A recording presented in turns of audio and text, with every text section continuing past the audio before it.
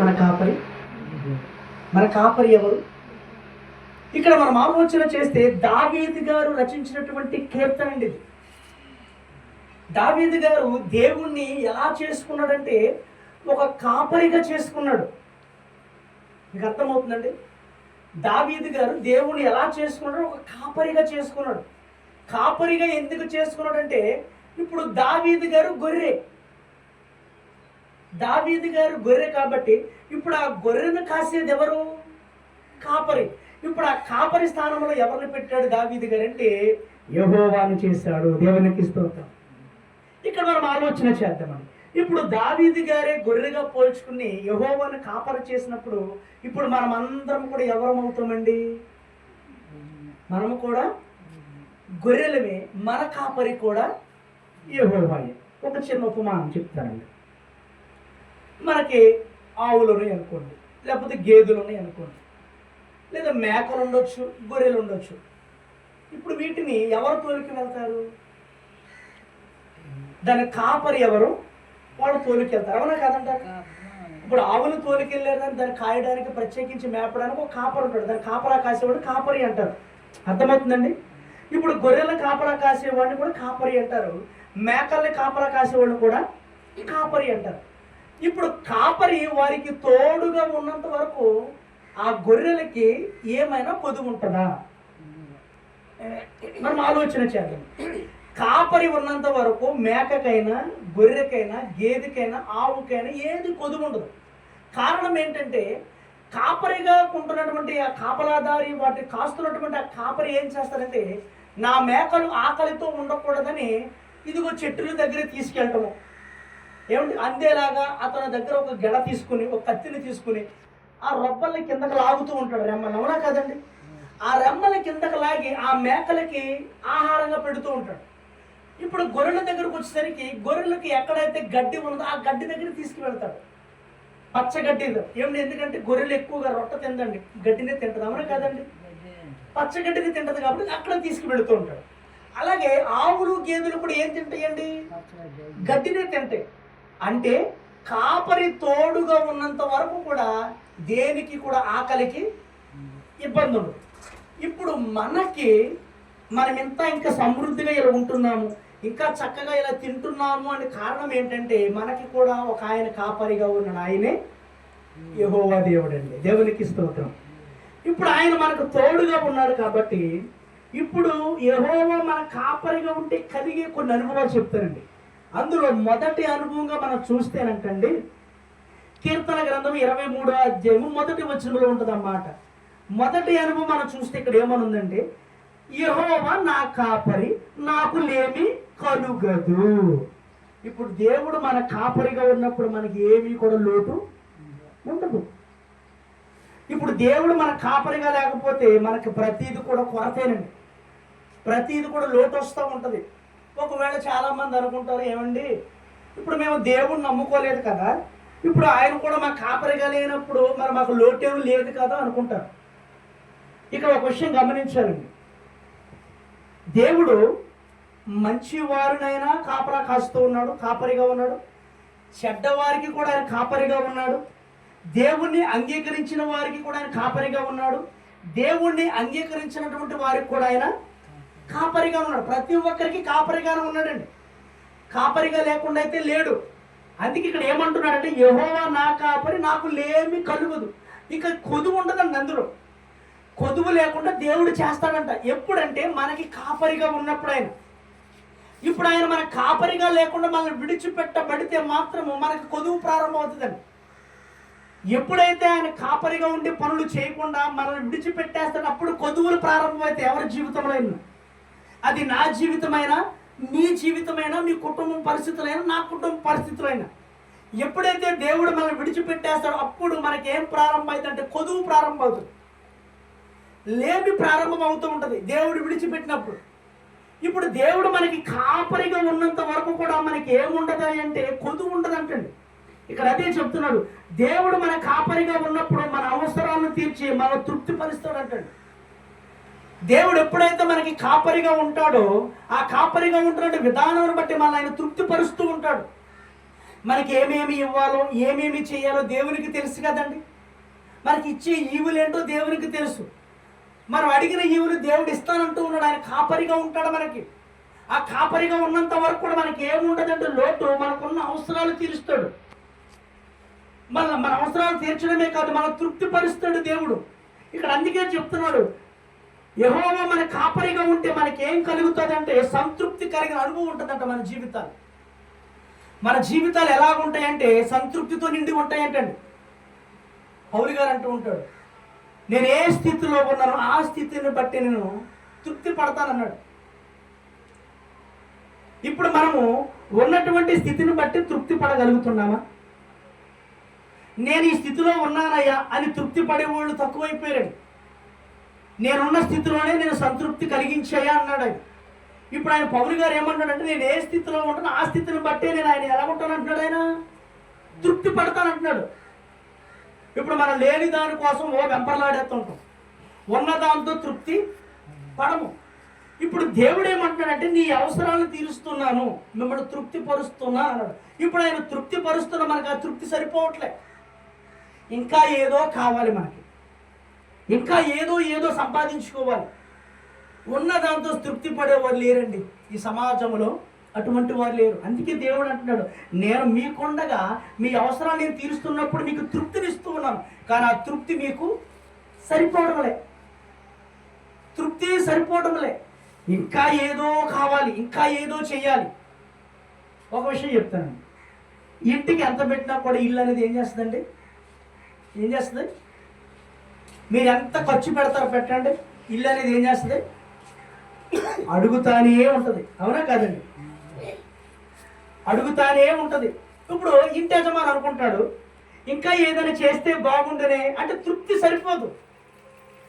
ఇప్పుడు వరకు చక్కగా నీట్గా చేశాను, ఇంతవరకు బాగానే ఉందని ఇంటి యజమాని అనుకోడు, తృప్తి పడట్లే. ఇంకా ఏదో చేస్తే బాగుంటేనే అని ఆలోచన కలుగుతుంది. ఇప్పుడు ఇల్లు ఏమంటది? నువ్వు ఎంత పెట్టినా కూడా పెట్టమంటది. అది వద్దని మాత్రం అది చెప్పదు. అవునా కాదంటారు? వద్దని ఎప్పుడు చెప్పదు, మనం ఎంత పెట్టినా తీసుకుంటుంది. కానీ యజమానుడికి మాత్రం తృప్తి లేదు.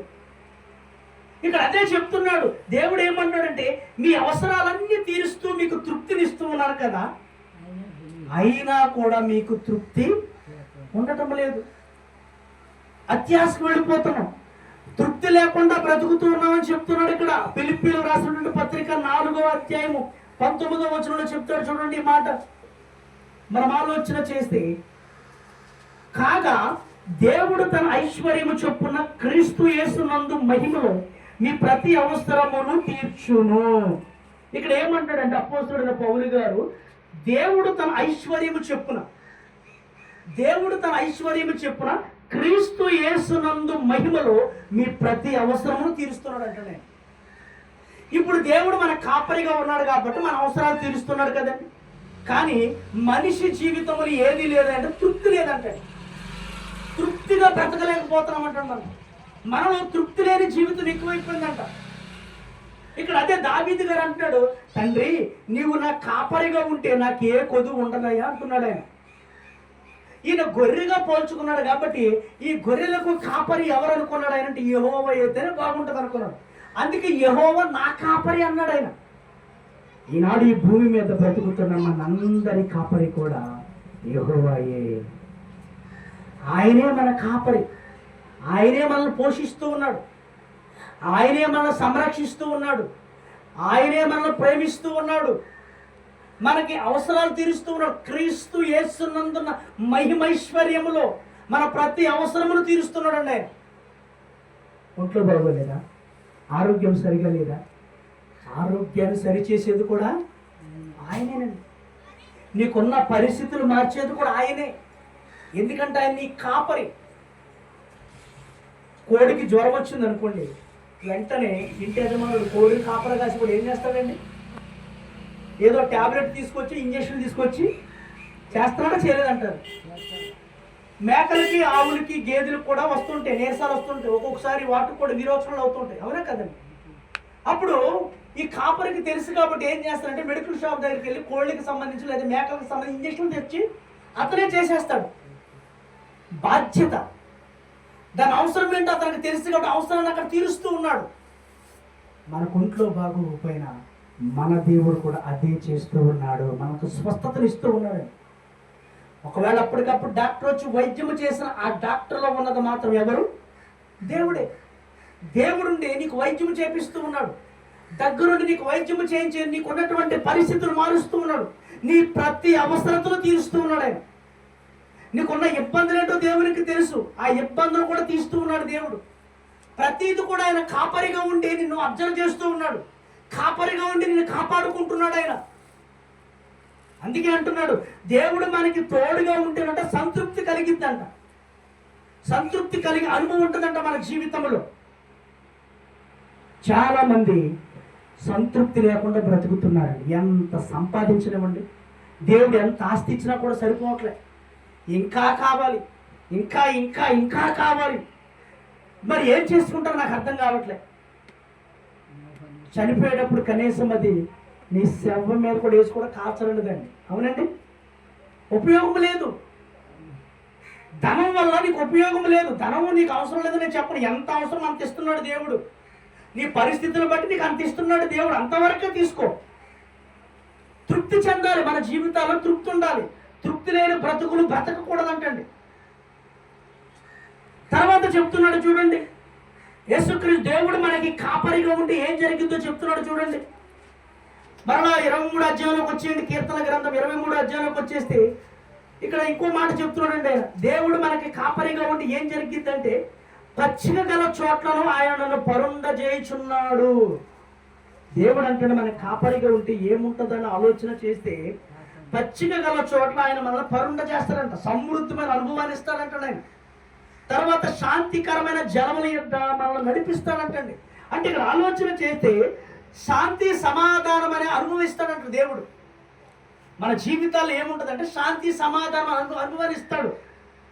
నేటి బిజీ టైంలో దేవుడు మనకి కాపరిగా ఉంటే శాంతి సమాధానం కలుగుతుంది అంటున్నాడు ఆయన. ఈరోజు ఎంతో బిజీ అండి, మా ప్రార్థనకు రాలేదేరా, ఖాళీ లేదంట అసలు, అవునా కదండి? తల్లి ప్రార్థనకి ఎందుకు వెళ్ళలేకపోయారా, నాకు ఒంట్లో బాగోలేదండి. మా ప్రార్థనలో కాసేపు కూర్చోడానికి రాలేకపోయారా, నా కాళ్ళు పట్టలేవట్లేదండి. కాసేపు ప్రార్థనలో కూర్చుంటే ఏమవుతుందిరా, నాకు అసలు బాడీ సహకరించట్లేదండి. కాసేపు ప్రార్థనలో కూర్చోవచ్చు కదా, చుట్టాలు వచ్చారండి. ఎంత బిజీ టైం, ఎంత బిజీ చేసుకున్నారండి మనుషులండి, ఎంత బిజీ చేసుకుంటున్నారు మనుషులు, వాళ్ళే బిజీ చేసుకుంటున్నారు. అటువంటి బిజీ టైంలో కూడా ఇక్కడ ఏమని చెప్తాడో, ఇటువంటి బిజీ టైంలో కూడా దేవుడు నీకు కాపరిగా ఉంటే నీకు శాంతి సమాధానం లభిస్తుందంట. దేవుడు నీకు కాపరిగా ఉంటే నీకు శాంతి సమాధానం దేవుడు ఇస్తానంటున్నాడు. మన ప్రార్థనకు వెళ్ళడానికి టైం సరిపోవట్లే, దేవుని వాక్యం వినడానికి టైం సరిపోవట్లే, నువ్వు కూర్చోలేకపోతున్నావు, నిలబడలేకపోతున్నావు. ఓ మాట అడుగుతానండి, ఈరోజు ఆదివారం కాబట్టి నీకు ఒంట్లో బాగోలేదు, నువ్వు దేవుని మందిరానికి వెళ్ళలే, ఓకే. ఇదే రోజు నీకు ఒంట్లో బాగోలేదు, బాగానే ఉంది, ప్రార్థనకి వెళ్ళలేకపోయే కాబట్టి బాగానే ఉంది, ఫంక్షన్ వస్తుంది, ఏం చేస్తావు? ఖచ్చితంగా వెళ్ళవలసిన ఫంక్షన్ వెళ్తావా వెళ్ళవా? ఒంట్లో బాగోలేదని మానేస్తావా? నడవలే స్థితిలో ఉన్నావని మానేస్తావా? లేవలేనటువంటి స్థితిలో ఉన్న మానేస్తావా? ప్రార్థన విషయంలో మాత్రం నువ్వు బిజీగా ఉంటున్నావు, ఫంక్షన్ విషయంలో మాత్రం ప్రార్థన పక్కన పెట్టి నువ్వు వెళ్ళగలుగుతున్నావు. నీకున్న అనారోగ్యాలు పక్కన పెట్టి నువ్వు వెళ్ళగలుగుతున్నావు. చూడు ఎక్కడికి వెళ్తున్నావు నువ్వు, లోకాశల్లో పడిపోతున్నావు, జాగ్రత్త. లోకం వైపు తిరుగుతుంది నీ హృదయం, జాగ్రత్త. నీ మైండ్, నీ ఆలోచన అంతా లోకం వైపే తిరుగుతుంది, దేవుని దగ్గరికి రావటంలే. ఇక్కడ అదే చెప్తున్నాడు, ఈ బిజీ టైంలో దేవుడు మనకి కాపరిగా ఉంటేనంటండి శాంతి సమాధానం కలుగుతుందంటండి. మన జీవితాల్లో శాంతి సమాధానం లేదండి.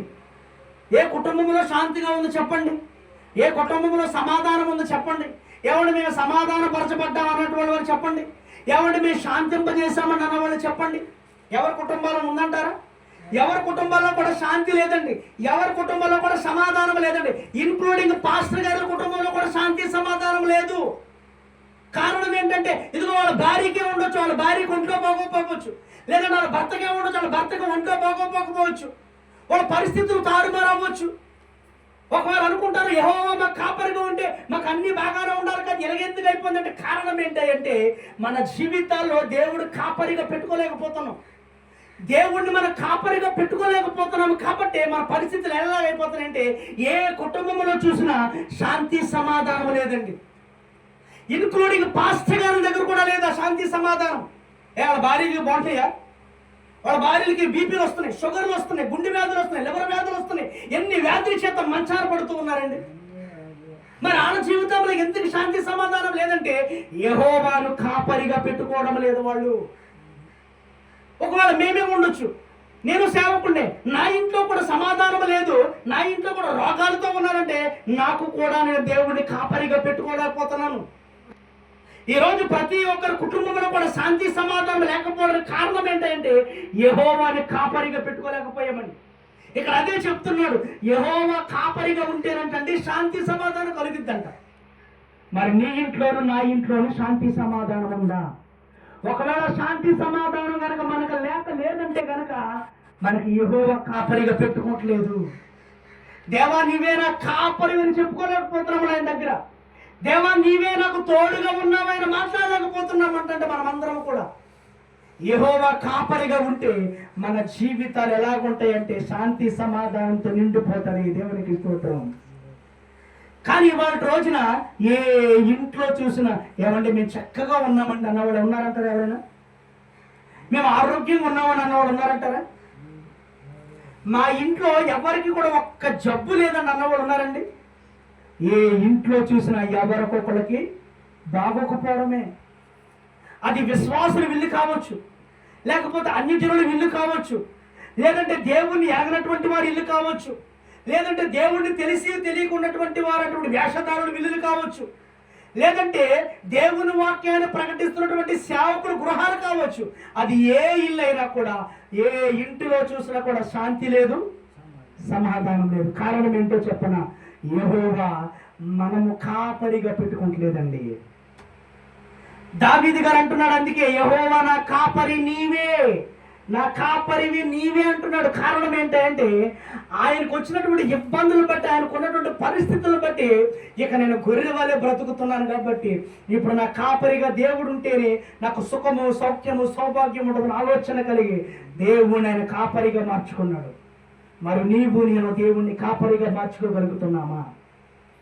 నీ ఇంట్లో నా ఇంట్లో శాంతి సమాధానం పొందుకోగలుగుతున్నామా? దేవుణ్ణి కాపరిగా పెట్టుకుంటుంది. యెహోవాను కాపరిగా పెట్టుకుంటే మాత్రము మనలో ఉన్న ప్రతి విధమైన రుగ్మతను కూడా దేవుడు తీసేస్తాడు. దేవుని మన కాపరిగా పెట్టుకుంటే మాత్రము ఖచ్చితంగా మన ఇంటిలోను మన ఒంటిలోను శాంతి సమాధానం దేవుడు దయచేస్తాడు. దేవుని కాపరిగా పెట్టుకుంటాలే, దేవుని అవసరాలకే వాడుకుంటున్నామండి. ఈ రోజుల్లో మనుషులు ఎలా తయారయ్యారంటేనండి, అవసరం ఉంటే మాట్లాడతాను, అవసరం లేకపోతే మాట్లాడలే. అవసరాలకే వాడుకునే వాళ్ళు ఎక్కువైపోయారు. మన ఈ ప్రపంచం అంతా అలాగే ఉంది, లోకం తీరేలాగా ఉంది. నీతో కనుక అవసరం ఉంటే ప్రేమించేస్తాను నిన్ను, నీ దగ్గర అస్తమానం కూర్చుంటాను నీతో అవసరం ఉంటే. నీతో అవసరం లేకపోతే కనీసం నీ వైపు కన్నెత్తు కూడా చూడట్లే. ఇప్పుడు దేవుడి విషయంలో కూడా ప్రజలు ఇదే చేస్తున్నారు. ఏదైనా ఒంట్లో బాగోకపోతే, ఒంట్లో శక్తి తగ్గిపోతే అప్పుడు వస్తున్నారు దేవుని దగ్గరికి వచ్చి మొరలెడుతూ ఉన్నారు. అప్పుడు దేవుని దగ్గర ప్రార్థన చేయించుకుంటూ ఉన్నారు. అప్పుడు వెళ్తున్నారు దేవుని మందిరానికి ప్రార్థనకి. నీ ఒంట్లో ఉన్న రోగం తగ్గిపోతే మరలా దేవుని వైపు కన్నెత్తి చూడటంలే, మరలా దేవుని దగ్గరికి రావటంలే. తగ్గిపోయిన తర్వాత నాకేంటి ఇప్పుడు ఆరోగ్యంగా ఉన్నానని చెప్పి మళ్ళీ పనులు చేసుకున్నారు. ఆదివారం వచ్చిన మిగతా రోజు అక్కడ ప్రార్థన జరిగిన వెళ్ళట్లే.